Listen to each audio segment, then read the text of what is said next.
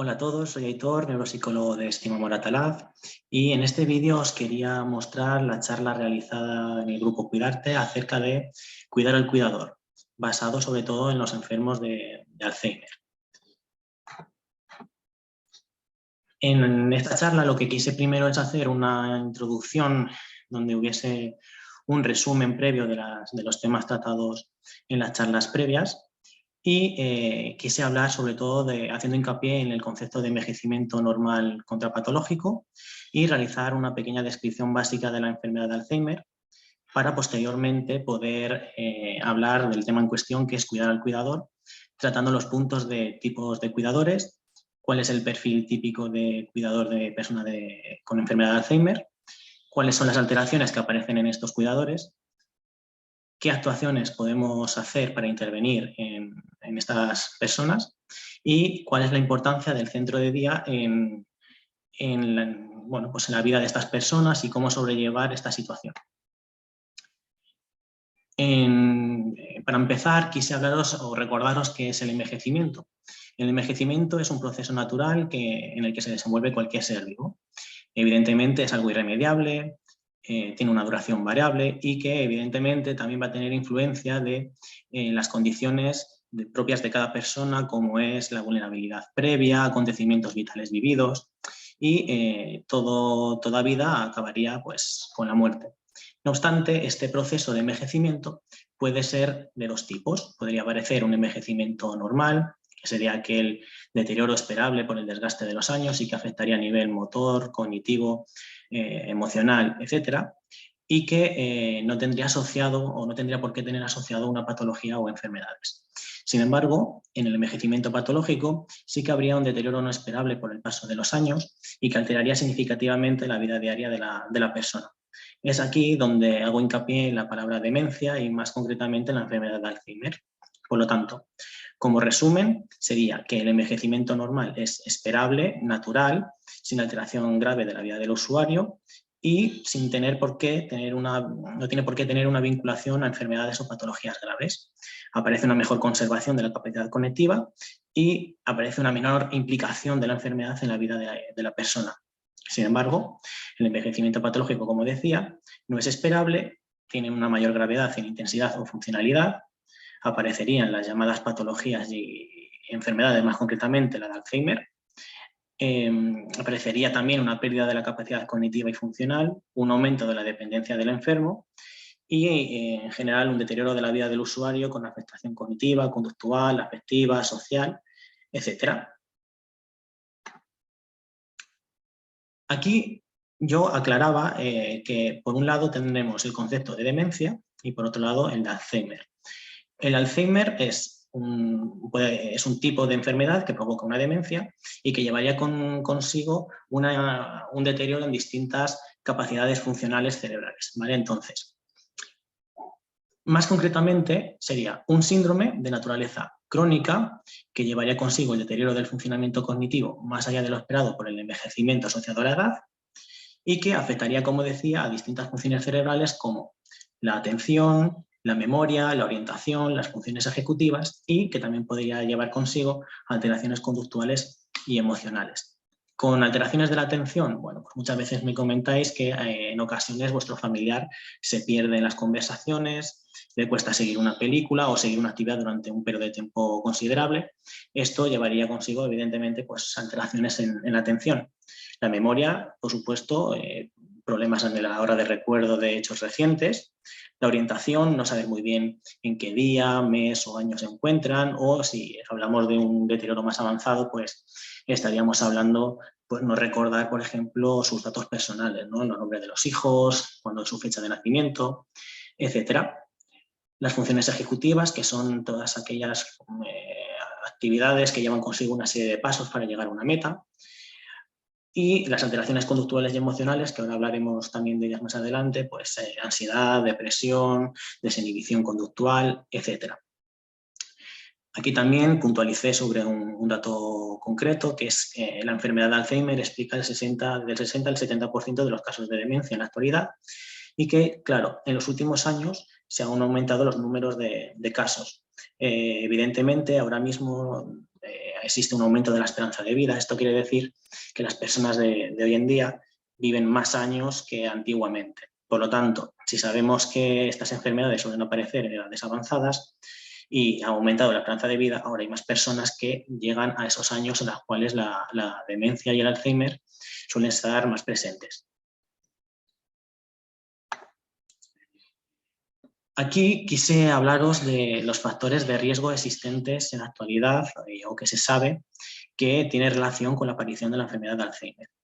En este caso tendríamos, por un lado, los llamados no modificables, factores de riesgo no modificables. Esto quiere decir que estaríamos hablando de factores que aumentan la probabilidad de sufrir la enfermedad, pero que no podemos hacer nada por evitarlos, como puede ser tener una edad mayor de 65 años, aunque como bien conocemos o bien nos expliqué, hay excepciones donde esta enfermedad puede aparecer en edades previas, donde además la enfermedad suele ser bastante más agresiva.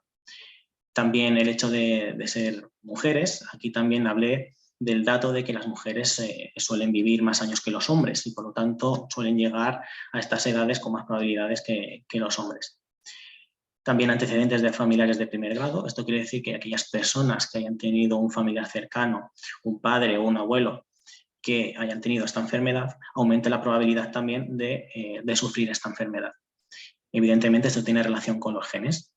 En cuanto a factores de riesgo que son modificables, aparecerían el tabaquismo, el colesterol, obesidad, diabetes o hipertensión. Todas aumentarían la probabilidad de sufrir la enfermedad, pero en este caso sí que serían modificables ya que nosotros tenemos la posibilidad o la oportunidad de cambiarlos. En cuanto a factores de protección, es decir, que reducen la probabilidad de sufrir esta enfermedad, tenemos una dieta saludable, un ejercicio físico activo, nivel educativo u ocupación laboral. En este caso me refiero a que aquellas personas, o se sabe que aquellas personas que han tenido una vida activa laboralmente o que han tenido un nivel educativo, es decir, actividad mental mayor de la normal, tienen consigo una protección para la enfermedad. No es tanto que hace que no aparezca la enfermedad, sino que también, si aparece, esta vaya de una manera más lenta, ¿vale? Tiene relación con un término que se llama la reserva cognitiva. En cuanto al resto de puntos, pues tenemos las redes amistosas, la estimulación cognitiva, que es justo lo que trabajamos en los centros de día y que se sabe que ralentiza el proceso del deterioro cognitivo, y un estado emocional positivo.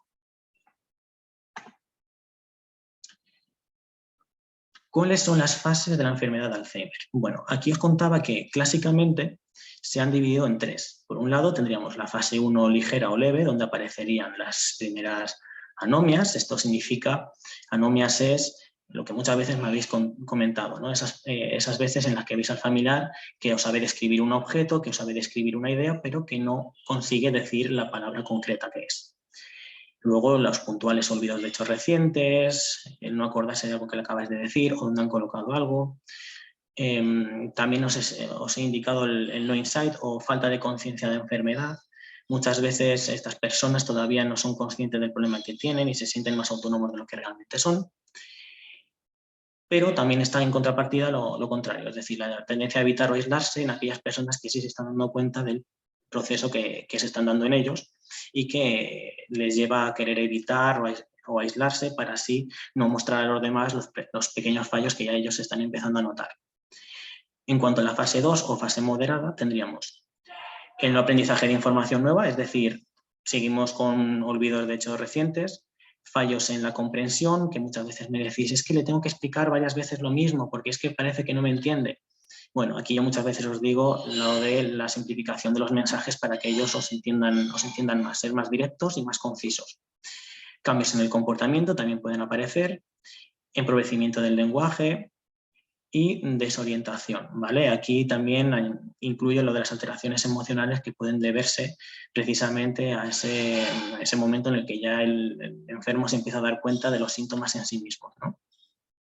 Y por último, una fase 3 avanzada o grave, aparecería una desaparición de la capacidad expresiva y comprensiva del lenguaje, aparecerían trastornos de conducta como la desinhibición, la imposibilidad de razonamiento, sobre todo el razonamiento complejo, el no reconocimiento de seres conocidos, que aquí también puntualicé en la charla, que muchas veces me comentáis, bueno, pues que el marido, por ejemplo, me dice que desde hace un tiempo o hay momentos en los que su mujer le confunde con un hijo, ¿no? Entonces, yo aquí muchas veces os explico que es muy común que a veces, como ellos por ese fallo de memoria se acuerdan mejor de lo antiguo que de lo nuevo, muchas veces no os recuerdan en el presente, sino que os recuerdan cómo erais en el pasado. Entonces, puede haber confusiones ahí a la hora de reconocer a las personas bueno, pues que ellos deberían de conocer, pero que realmente no consiguen de ubicar en el tiempo de quiénes son, ¿no? También olvidos de hechos vitales de importancia. Aquí sí que podría aparecer olvidos de cuándo es su cumpleaños o de cuándo es la fecha de su boda, y la desorientación absoluta, ¿no? Aquí aparecería evidentemente un aumento de la dependencia del enfermo. Bueno, en cuanto a cuidar al cuidador. Aquí lo que quise explicaros es que la enfermedad de Alzheimer lleva consigo evidentemente un paciente, que es la persona que sufre la enfermedad y que lleva consigo una evolución progresiva con cambios psicológicos, cognitivos, conductuales y una pérdida de autonomía. Correcto, pero no solamente está esta persona, sino que también estáis vosotros, es decir, los cuidadores. Y puntualicé sobre todo lo del llamado sobrecarga del cuidador, que muchos de vosotros me dijisteis que no lo conocíais, y que es un síndrome que se ha estudiado y que se ha visto que aparece en aquellas personas que cuidas a otras personas que están enfermas, ¿vale? Evidentemente, esas alteraciones de memoria, de orientación, de atención, de todas las funciones cognitivas que hemos dicho antes, va a provocar cambios en la vida del cuidador que bueno, pues que pueden llevar a tener esta sobrecarga del cuidador con alteraciones emocionales, sociales, financieras, físicas, que ahora mismo os iré explicando. ¿Cuáles son los tipos de cuidadores que existen? Se habla de dos. Existe el cuidador informal, que es la mayoría de vosotros, en los cuales bueno, pues formáis parte de la red social del enfermo, tenéis un cuidado voluntario, no tenéis remuneración económica, no estáis formados. Mientras que, por otro lado, el cuidador formal sería aquel que es contratado fuera del ámbito familiar, formadas para realizar el cuidado y son remuneradas por su trabajo. Los más comunes son los cuidadores informales. Por eso os hablo concretamente de él. ¿Cuál es el perfil típico? Bueno, pues el cuidador informal suelen ser mujeres, donde yo también añadí el punto de vista cultural, ¿no? El hecho de que a las mujeres se les atribuye la función del cuidado, suele ser la hija, suele ser mayor de 40 años, evidentemente. Si hemos dicho que estas enfermedades aparecen sobre los 60 años, 65 años, pues por media más o menos el familiar cuidador suele tener unos 40, ¿no? Está dentro del ámbito familiar, es decir, que es familia del enfermo, y aparece también la palabra conviviente, es decir, suele ser la persona que además de cuidar al enfermo, vive con él o con ella. Se encarga de las necesidades básicas y psicosociales de la persona y también es llamado como paciente oculto. Aquí, en la parte inferior, también quise hablar como de distintas fases o procesos que suelen aparecer en estas personas. En un primer momento, llamado fase de líder, suele ser ese momento al principio donde la persona cuidadora cree que debe y tiene que ayudar a la persona enferma. Yo puedo con todo, yo me encargo de todo, yo no necesito ayuda, pero si aquí no se acepta ciertas ayudas, lo que suelen aparecer es un reajuste de los recursos, una superación de los recursos, en la cual bueno, pues ya la situación me enseña que no puedo encargarme yo solo de todo. Empiezo a sentir tristeza y cansancio, es decir, aquella energía con la que yo contaba al principio de la enfermedad de mi familiar me empieza a superar los recursos, y si no se pone por medio alguna solución, puede aparecer pues, una fase de sobreesfuerzo donde no puedo más, ahora sí necesitaría la ayuda, ¿no? Que por desgracia suele ser la fase además donde vosotros soléis llegar a nosotros, ¿no? En la última. En el cuidador principal, debido al cuidado del enfermo, suele aparecer distintas alteraciones. Una de ellas es la de las relaciones familiares. La absorción del tiempo y energía del familiar, es decir, como ahora tengo una nueva situación en la cual tengo que cuidar de esta persona familiar, lo que hago es dejarme a mí pues, de cuidar, de tener el tiempo suficiente como para mantener mi vida social, etcétera, etcétera. Esto lleva, claro, puede deberse a la inclusión del enfermo en la vida familiar que antes teníamos, ¿no? Eso llevará pues, la desatención de otros intereses y de la propia salud física y mental. Y apunto lo de los cambios de roles en cuanto a que es un proceso en el que muchas veces vosotros entráis en conflicto porque me decís que, claro, que antes erais los hijos y ahora empezáis a tomar el rol de padres de los padres, ¿no? Padre de padre. En este caso, también aparecen repercusiones laborales. Por supuesto, si una persona en su momento de descanso, que debería de ser estar en casa, lleva consigo el cuidado de otro familiar, pues va a llevar consigo un cansancio acumulado físico y mental, una bajada del rendimiento en el trabajo y en muchas situaciones que yo he visto llegáis incluso a producir cambios en la jornada laboral, coger días, etcétera, etcétera. Por supuesto, también aparecen cambios a nivel de economía, donde los cuidados de la nueva situación, ¿no? O del enfermo va a llevar pues, bueno, contratos de nuevas personas, centros de día, residencias, etcétera, etcétera. En cuanto a problemas físicos y emocionales, pues evidentemente aparecerá fatiga, ansiedad, depresión, trastornos del sueño, bueno, todo relacionado con el síndrome del cuidador quemado del que hablaré ahora. ¿Cuál es el síndrome del cuidador quemado? Pues el síndrome del cuidador quemado es un desgaste ocasionado por el cuidado de una persona enferma, los recursos son superados por la situación, muchas veces lleva consigo expectativas inalcanzables, es decir, muchas veces os sobreexigís demasiado, os pedís un cuidado a las 24 horas del día perfecto y evidentemente eso siempre os lo he dicho que no es real. Aparece un agotamiento físico y mental, una pérdida de interés por la propia salud, estrés crónico mantenido en el tiempo, una pérdida de libertad y de identidad. Y aquí es algo que vosotros también remarcasteis mucho en la charla, que es me dedico a otro olvidándome de mí, ¿no? Eso os pasa a todos. Puede aparecer síntomas de depresión, de ansiedad. Es decir, aparece una nueva situación en la cual hay un enfermo que provoca un cambio vital en el cuidador, también en el cuidado de las necesidades, que conlleva un cansancio y agotamiento en el familiar que cuida, y a mayores alteraciones físicas, emocionales y sociales del enfermo, más cuidado y necesidades necesitará y por lo tanto más cansancio y agotamiento en un círculo vicioso. ¿Cuáles son las fases del cuidador quemado?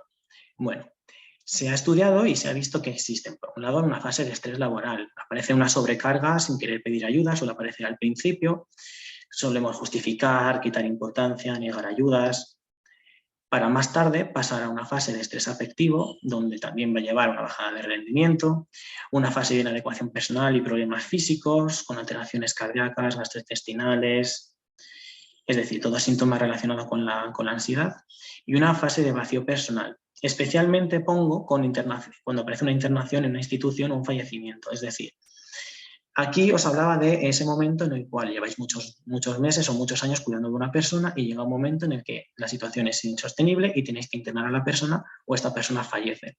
Ese momento os lleva a ahora no saber a qué dedicar vuestro tiempo. Por eso pongo volver a vivir. Esta fase de vacío personal también lo he podido ver en algún familiar y es muy complicado, pero es básicamente el objetivo es volver a vivir, volver a reubicar a la persona en su nueva situación y volver a vivir una vida lo más normal posible.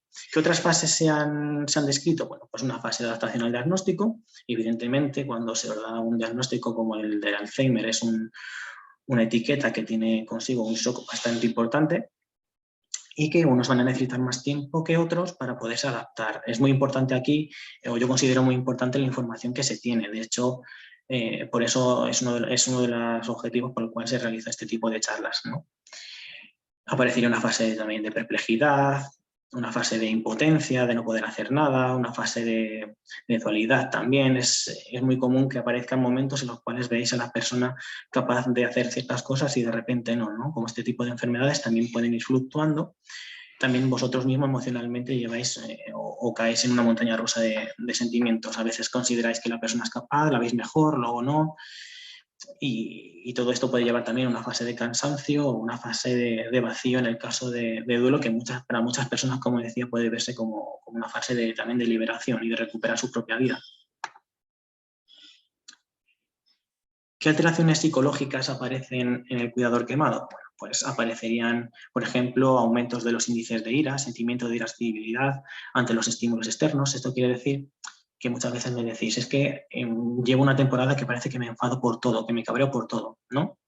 Puede aparecer preocupaciones, sintomatología física, ya que tiene relación con la sintomatología ansiosa, síntomas depresivos, menores índices de bienestar subjetivo y autoeficacia, todo con alteraciones evidentemente pues cardíacas, gastrointestinales, creencias negativas sobre uno mismo, y también sentimientos bueno, pues de estrés, que aquí yo pongo dos tipos, el primario, que son aquellos que proceden del propio enfermo, como puede ser la gravedad del deterioro, alteraciones conductuales, dependencia, y estrés secundario, valoraciones que el propio familiar hace de sus capacidades, cuidado, percepción de apoyo disponible de las redes sociales, etc. También pueden aparecer trastornos del sueño, irritabilidad, reducción de la vida social, alteraciones cognitivas como problemas de memoria, atención, ambivalencia cognitiva. Y en estas diapositivas lo que quise hacer es explicaros uno por uno todos estos trastornos psicológicos, ya que considero que muchos de ellos os sonaban, pero muchos no conocías exactamente a qué se debía, ¿no? O de qué se trataba. La irritabilidad puede aparecer bueno, pues como tensión muscular, hiperventilación, malestar estomacal, movimientos acelerados, palpitaciones, aumento de la frecuencia cardíaca, sudoraciones, temblores, angustia, es decir, la irritabilidad está muy relacionada con la ansiedad. Son síntomas muy semejantes a los de la ansiedad. Preocupaciones y creencias catastrofistas, todo va a ir mal, por ejemplo, ¿no? Que me solíais decir, es que esto no tiene cura y cada vez va a ir a peor. La irritabilidad también puede aparecer con trastornos del sueño, agresiones físicas o verbales en aquellas situaciones en las cuales os desbordáis, y que siempre os he dicho que hay que intentar siempre controlar y mantener la calma y ver siempre al enfermo desde sus ojos, ¿no? Como decía, está muy relacionado con la ansiedad y la depresión y puede haber una reacción exagerada a los problemas, es decir, una hipersensibilidad a los estímulos que nos rodean. En cuanto a la depresión, bueno, pues creo que esta la conocéis seguramente, por desgracia, muchos de vosotros. Son esos sentimientos de tristeza, ganas de llorar, vacío, desesperanza, arrebatos de enojo, irritabilidad o frustración. Esto es muy importante porque muchas veces consideramos que la depresión se manifiesta solamente a través de la tristeza, ¿no? y del lloro, pero también puede aparecer momentos de enfado y de frustración. También esa pérdida de interés o de sentir placer por la mayoría de las actividades que antes os gustaban. Esa lentitud para razonar, hablar y hacer movimientos corporales. Es como, yo os lo explico, como si os pesara el cuerpo, como si tuvieses que tener muchísimo esfuerzo a la hora de realizar una actividad que antes incluso os podía gustar. Sentimientos de inutilidad o culpa, falta de apetito y adelgazamiento, o cansancio y falta de energía, por la que incluso las tareas pequeñas requieren un esfuerzo mayor, que es justo lo que acabo de decir. En cuanto a la ansiedad, os puse sensación de nerviosismo, agitación o tensión, sensación de peligro inminente, pánico o catástrofe, problemas para concentrarse o para pensar en otra cosa que no sea la preocupación actual, el aislamiento social, que es también muy común, el no apetecerme salir con los amigos o no querer contarle la situación que está pasando, pues prefiero no salir, tener problemas para conciliar el sueño, sensaciones de boca seca, mareos o sensaciones de inestabilidad, náuseas, y otras como sudoración, temblores, debilidad, cansancio, con aumento de ritmo cardíaco y sensación de ahogamiento. En cuanto a los trastornos del sueño, pues muchas veces me comentáis la imposibilidad que tenéis de dormir o de tener un sueño reparador, es decir, un insomnio, cansancio al día siguiente a pesar de haber dormido un número considerable de horas, inquietud y movimiento corporal, ruptura de la rutina y del ciclo vigilia-sueño, alteraciones emocionales. Los trastornos del sueño también tienen consigo repuntes de sintomatología ansiosa y depresiva, falta de concentración y fatiga mental, y aumento de otros trastornos como las pesadillas o terrores nocturnos, hipersomnio, narcolepsia en el caso de que ya lo sufrierais. En cuanto a alteraciones cognitivas, bueno, pues alteraciones de la memoria, de la atención, pensamientos catastrofistas sobre el futuro, pensamientos e ideas negativas sobre uno mismo, el bajo sentimiento de autoeficacia, culpabilización propia o del enfermo, personalizaciones. Esto también lo suelo recalcar en todas las charlas que hemos hecho, que es que muchos de los síntomas que tienen los familiares que tenéis vienen únicamente de la enfermedad, y muchas veces que consideráis o creéis erróneamente, bueno, pues que lo hacen a propósito, que lo hacen para sacaros de quicio, etcétera. Y siempre os intento remarcar que eso no es así y que hay que ver todo siempre desde el punto de vista del enfermo. En cuanto a ideas reiterativas, bueno, pues soléis tener preocupaciones, generalmente os soléis decir ideas negativas, de que lo estáis haciendo muy mal, de que a ver qué va a ser de vosotros, incluso distorsión o confusión de la identidad del enfermo también, ¿no? Aquí os quise hablar de un caso. En este caso se trataba de una persona de 55 años de edad que, sin antecedentes médicos relevantes, acudía a la consulta de atención primaria por insomnio, agotamiento, ansiedad y estado de ánimo depresivo. Indica ser cuidador principal de su madre, una mujer de 88 años de edad. Se encarga de realizar todas las suplencias de cuidado de la madre, la lava a diario, le da de comer, le cambia el pañal, le viste y está pendiente de ella las 24 horas del día. Refiere no tener tiempo, siente cansancio de forma persistente, incluso cuando cree tener un día bueno acaba agotándose, no realiza ningún tipo de actividad física ni lleva a cabo una dieta saludable desde hace 8 meses. Esto también es muy común, por lo que me habéis estado contando, que el hecho de cuidar a otra persona pues muchas veces lleva consigo el olvidarse de uno mismo, ¿no?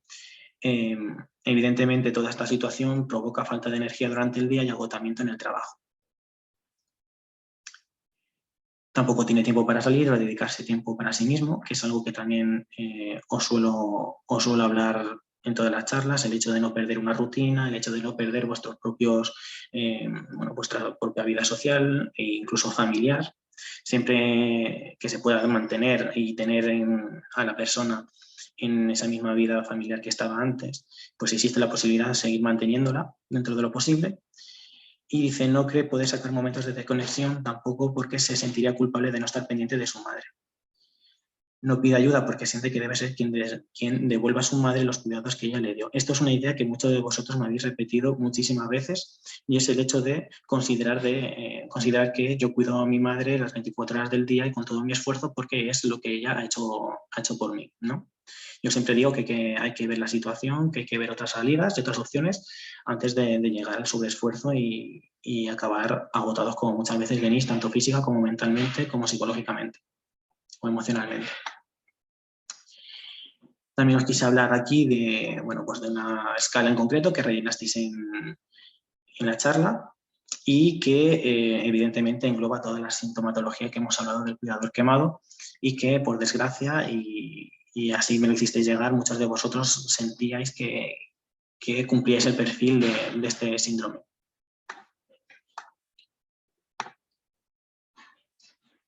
¿Cuáles son los factores influyentes en el síndrome del cuidador quemado? Bueno, pues aparece la palabra o el término indefensión aprendida, el tener la sensación de no poder hacer nada. Evidentemente es algo muy común en los familiares, esa sensación de tristeza de ya he hecho todo y no puedo hacer nada más que aguantarme, ¿no?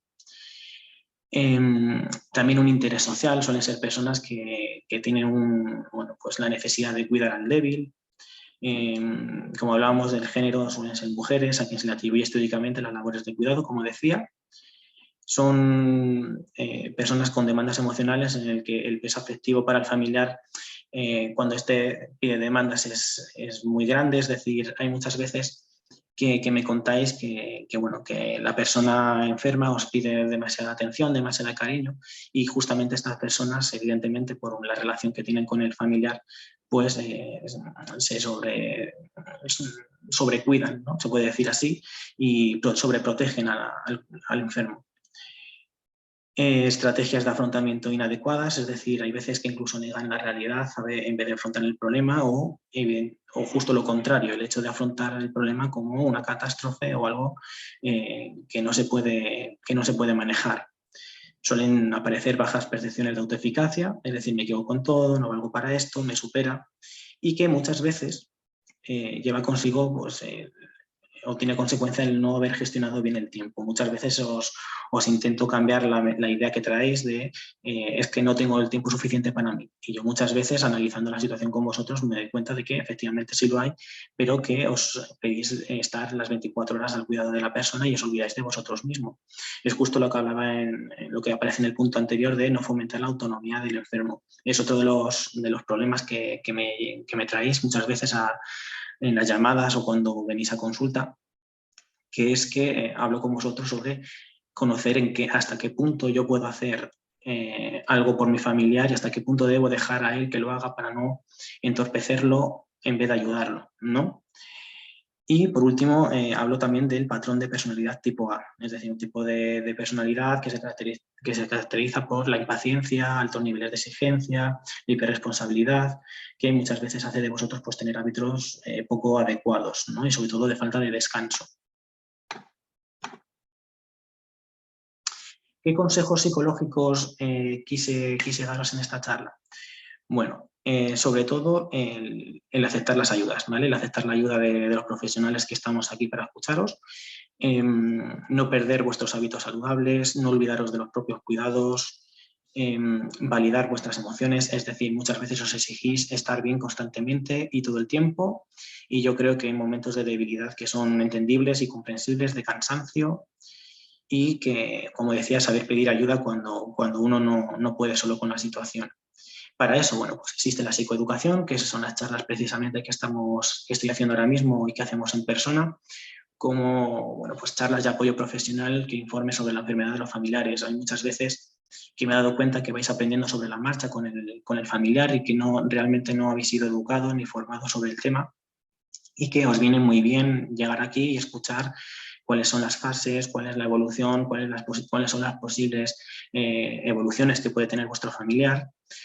Además, no dejar de lado los grupos de apoyo familiares, es decir, puntos de encuentro entre el psicólogo y otras familias que comenten sus casos e intercambien consejos y pautas que han funcionado. Es decir, muchas veces en las propias charlas que hacemos aquí en el centro os sirven para vosotros, para relacionaros entre vosotros, para decir los problemas que tenéis, para decir a mí me ha funcionado esto, a mí me funciona lo otro, o a mí me pasa esto, a mí me pasa lo otro, y entre todos pues abrir la mente y aceptar nuevas formas de solución de problemas.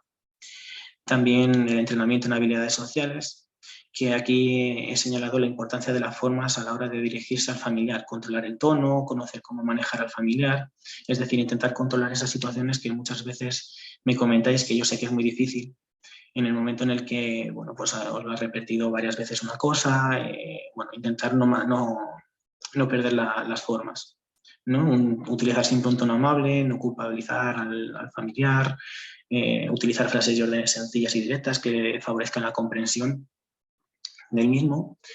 La importancia de los apoyos sociales, es decir, que os apoyéis en amigos y mantener una vida social lo más activa dentro de las posibilidades que se pueda. Desconectar, llevar una vida lo más normal posible, etc. Aceptar apoyos también institucionales, es decir, ayudas a domicilios, centro de día, cheques. Las terapias cognitivas que también hacemos aquí en el centro, como es tener cuidado con esas ideas irracionales que muchas veces os machacáis. El lenguaje es muy importante, sobre todo en el negativo, el que nos decimos constantemente de lo he hecho mal, lo puedo hacer mejor, etcétera, etcétera, ¿no? Cuidar lo que el propio familiar piensa de sí mismo. Aquí añado lo de cuidar a otra persona implica primero cuidarse a sí mismo. En cuanto a terapias psicológicas, pues que aparece el apoyo psicológico a familiares y síntomas afectivos, ansiedad y depresión sobre todo. Relajación, técnicas de manejo del estrés y la ansiedad, que también me habéis preguntado mucho. Acompañamiento, es decir, seguimiento frecuente del familiar en distintos procesos con el enfermo para, bueno, pues solventar dudas, bien de la enfermedad o de procesos que se han de hacer para conseguir, bueno, pues ciertos beneficios. Y, evidentemente, en aquellas situaciones en las que se dé, pues acompañar al duelo al familiar.